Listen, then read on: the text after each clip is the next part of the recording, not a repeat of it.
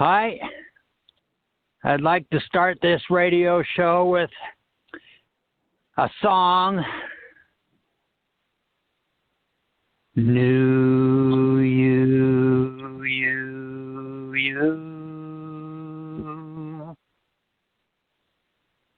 It's a gift to those that want to test it and find out for themselves if they get a real connection to real guidance and a real education from real guides.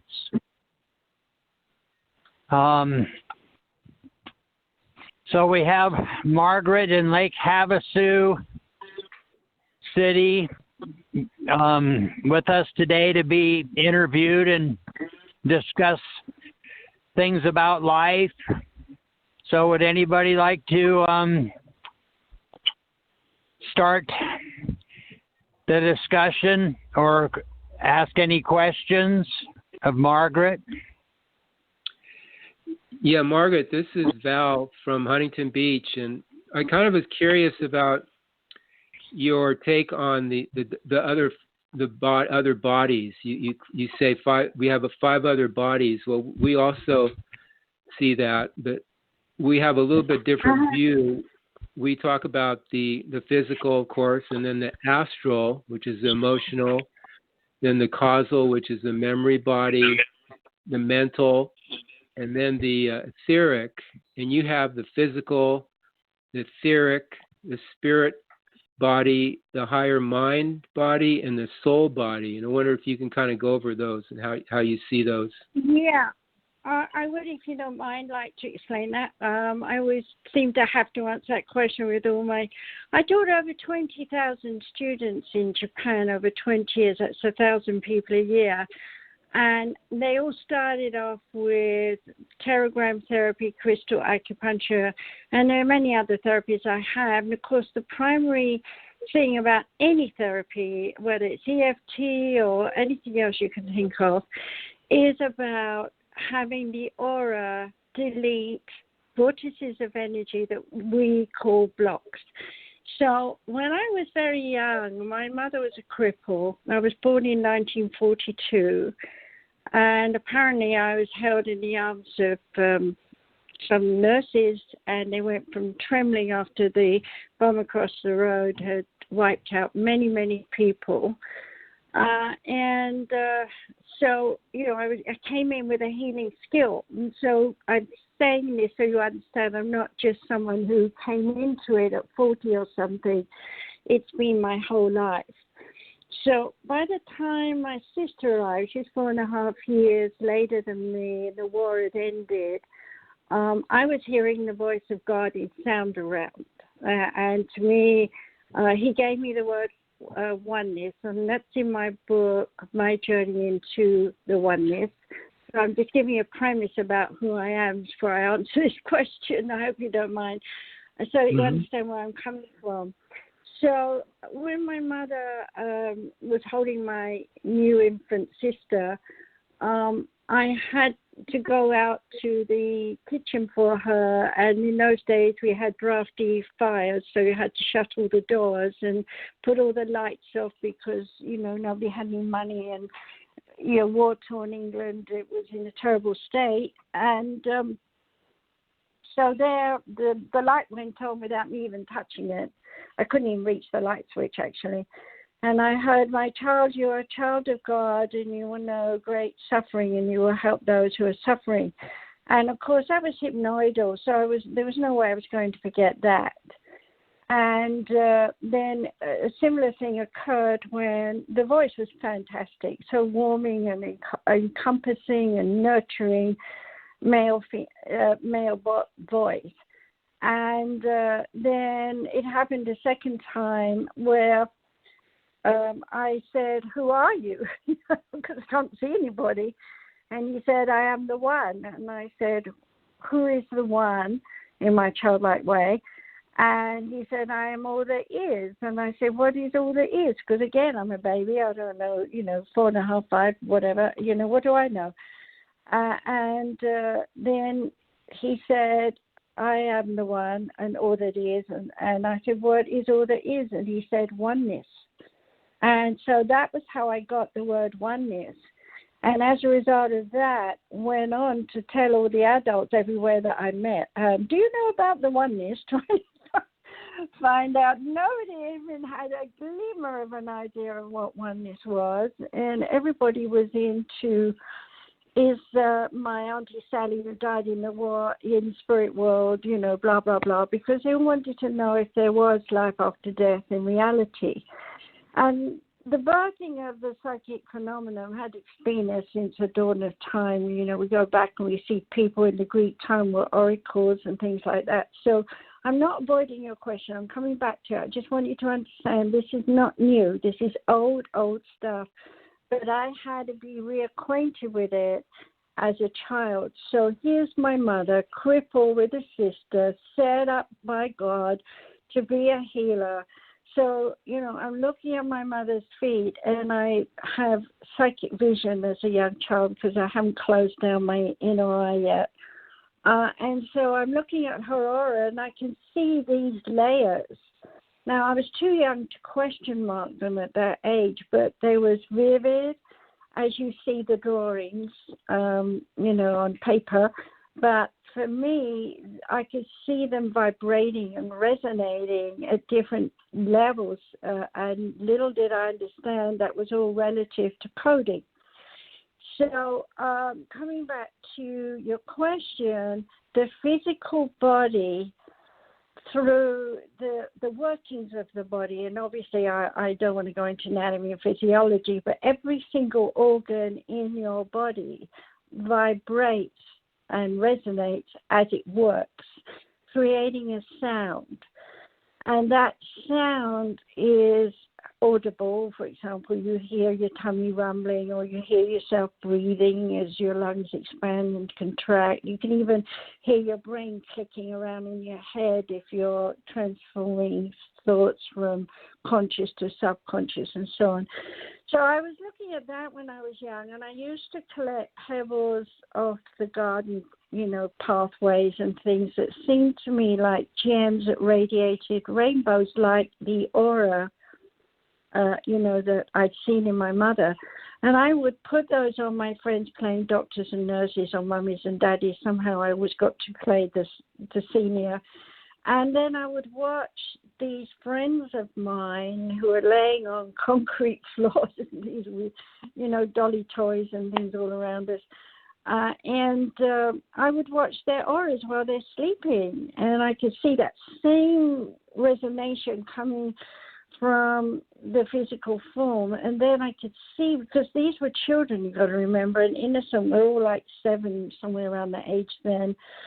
And I could see the etheric body, because we'd gone from I trust all that I am, oh, look, I want to touch this, or I want to see that, and so on, to, well, maybe if I do this, someone may tell me I shouldn't. I could be slapped or punished. So I was starting to see the aura had this area where there was conflict between the spirit and the physical body.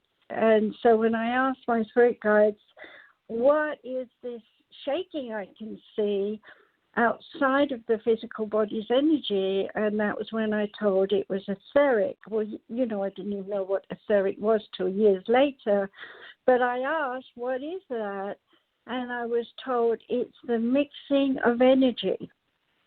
And, of course, I didn't know what the mixing of the energy was. So when I went into nursing, I'm now working with patients who are having surgery, and I've got people who are unconscious. They've, you know, had post-surgery and so on.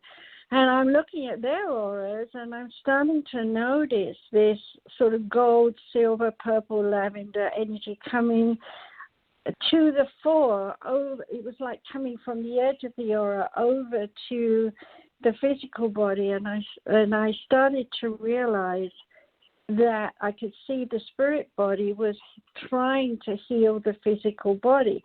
And so while it's streaming through, the spirit body is streaming through the knowing, believing, trusting, honest, truth self, it has to pass through the etheric, where there is this sense of doubting Thomas, fear, pain, anger, guilt, these kinds of things. And I could see the energy mixing and swirling down into the physical body. And so again, I'm 16 through 19, I did assistant nursing. I worked in a hospital, home incurables, and people who were incurable, basically. And that was my major lesson. And there happened to be a matron who was completely bedridden after some kind of accident. And so I was fortunate, I had to tend to her, and I told her these things I saw, and she said, "My, you are amazing, blah, blah, blah. I've been waiting for you." And I was like, "What do you mean?" And she said, "I want to teach you." And so she told me what the physical, etheric, and spirit bodies were doing psychologically, emotionally, and mentally, that every time we physically got involved with ourselves on some level about some kind of issue, the etheric body would in some way hold the memory of the pain and the suffering, and that if we didn't release the pain and suffering, then the spirit body could not hold fast within the physical body. And so I went on after that to notice that a lot of people are walking around who were half in and half out of their bodies. Their spirit body was kind of holding on to the etheric body, trying to stay in the physical body, while the physical body was so fed up with living life, because you've got to remember so many people were depressed during those years. And so they're pushing away, I want to live, in the spirit world. I don't want to live here on earth. I feel like suicide or something. So I could see these three bodies constantly moving in the people that I was dealing with, healing them and nursing and whatever else I was doing at the time. And I might add, there were no books in the library in those days. So by the time I'm 19 or 20, I'm now a fully fledged medium, having been trained by my spirit guides to know what I'm doing. And at that point, I was brought to understand the higher mind body. And at that point, it's like, higher mind body, what's that? Because I was always told in school I was an idiot. I asked too many questions, and I surely should work out the answers myself. And when I did ask the teachers, half the time they looked at me stunned because they didn't know what I was asking. Because I'm listening to them, I'm listening to spirit guides at the same time. So when I asked, how does the higher consciousness come into the higher mind body of my biology teacher back in, 14 or 15 years old, she looked at me like I was silly and said, "Just go and pray to God." I don't know, that doesn't help me very much. But, of course, I went back to the spirit guides, and I used to go in my bedroom and just be quiet and sit. And sometimes I wrote notes. Sometimes, I heard them and listened to them and talked. And over time, going back to teaching 20,000 people in Japan, that body became the most important body that I needed to express to them, because in the higher mind body is all that is. In other words, your divine essence carries the knowledge and wisdom of all time within it, as well as all your past lives within it, which doesn't mean they're all on earth, because when you're in the oneness, there is no time. So you could incarnate, say, in let's say 10,000 AD, and then come forward in time and reincarnate, shall we say, in 30,000 AD. And, to you, everything that has been between, if you've had lives between, are dormant. So you don't have access to them, because in embodiment, it would be too much for you to handle so much knowledge and information. And so, I'm sorry, I'm clearing my throat chakra talking about this. And then the last body that we have is the soul body, is the divine God aspect, the all-knowing part of self that can rejuvenate, heal the entire physical form, get rid of all the blocks emotionally, mentally, physically, and spiritually. Clean out the spirit body of debris from associations of religion, philosophy, the RNA, the DNA, and the soul structure coding, which we all come in with. And then the higher mind body is able to bring forward what we would call today a guru person, a master teacher person. And I might add here, by the way, that, gurus and master teacher people are not necessarily good. They can be very bad. But it takes a very old soul to be able to come to the earth, i.e. Hitler. Everybody's never going to forget Hitler in the Russia or Aga Khan. But in order to do that, they had to be in the divine essence of God, disruptive as possible as they could be. But recognize this, whoever is leader of the top of the tree doesn't do the dirty work. It's the followers that do the dirty work. And if you think about, for example, Catholicism and the Dark Ages, Jesus didn't set that up. People set that up. So whether you're a good being or a bad being, you're creating energy, you're creating a vibration, and that emanation, auric emanation, is constantly shifting and moving. Now, when you stand next to someone else who happens to be at the time in harmony with you, you can say, oh, this is a friend for life, and I love them dearly, and so on. We mix, our auras mix, we really feel good together. And then one day, all of a sudden, they have a shift in consciousness from the higher mind, shall we say, coming through from the oneness, and that flows through into the lower three bodies, and then suddenly you don't like them. They don't fit with you anymore.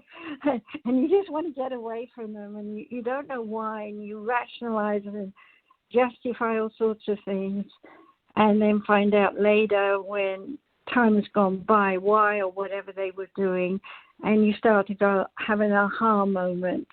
And that's basically how we share across the world. We all have aha moments, good and bad, and I've gone on forever talking about it, but it's not something you can probably understand. That one question was very, very involved. So I'm sorry I took up so much time to explain it. No, it's very good. It gives us an idea kind of how you see things, and it's interesting that you did mention the is, or the oneness is. I think you mentioned is, and we also recognize this reality that's even beyond what we think. Most people think of God and spirit and gurus and masters. This reality that just is. There's nothing you can add to it or say about it, or no ideas you could even have with it. It just is. It's an isness. So yeah.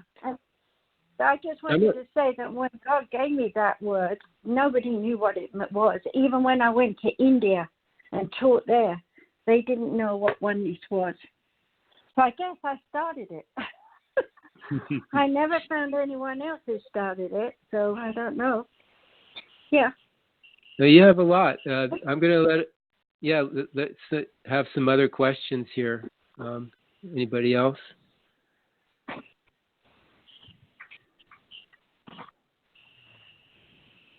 This is Claudia in Texas.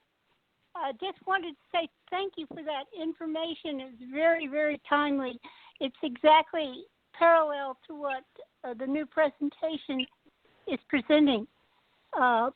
We are given information from Duane, the great writer, who has written several books about his experiences with the All Is, and has brought forth a song.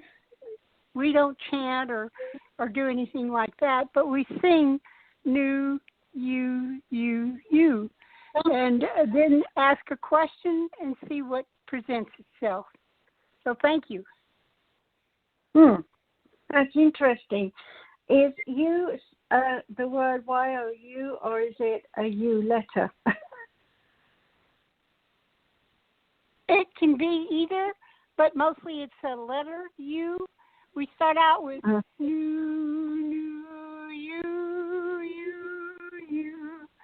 and then ask our question. We do it for 15 minutes before bedtime, and that gives us a chance to connect with the real side and access information about whatever we're looking at the moment. Sometimes, so you can look at things and see and receive information from the real guides who are there waiting to answer your question. Every question is answered, but sometimes we don't recognize the answer. That's why it takes a little bit of awareness of life and what's going on at the moment to get the answer, because it's specifically for you who asked the question. Yeah.